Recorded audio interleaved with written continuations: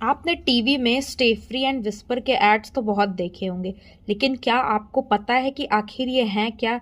ये पीरियड्स क्या होता है? इन सारे क्वेश्चंस के आंसर जानने के लिए सबसे पहले हमें समझना होगा कि मेंस्ट्रुअल साइकिल क्या होती है।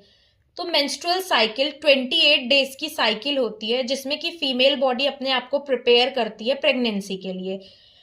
ये जो मेंस्ट्रुअल साइकिल है, ये फीमेल्स में 4 फेजेस में होती है। फर्स्ट मेंस्ट्रुअल फेज, जो कि डे 1 to डे 5 तक होती है। नेक्स्ट फॉलिकुलर फेज, जो कि डे 6 to डे 13 तक होती है।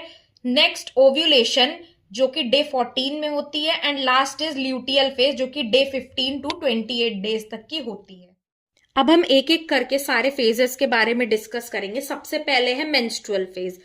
तो सपोज अगर फीमेल में प्रेगनेंसी नहीं हो रही है, तो ये जो आपको रेड कलर से दिख रही है, ये है यूट्रस की लाइनिंग। अगर फीमेल्स में प्रेगनेंसी नहीं होती है, तो ये जो यूट्रस की लाइनिंग है वो ब्रेक डाउन हो जाती है, यानी कि इस तरीके से ब्रेक होके ब्लीडिंग की फॉर्म में वजाइना से बॉडी से बाहर जाती हैं फीमेल्स में।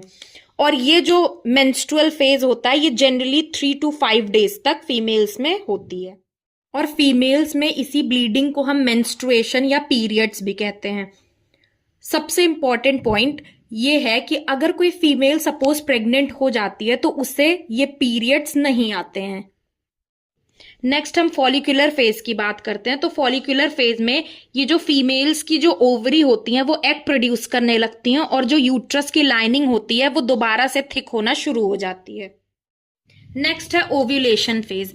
तो ओवरी ने जो एग प्रोड्यूस किया था, अब वो एग फेलोपियन ट्यूब में रिलीज हो जाता है।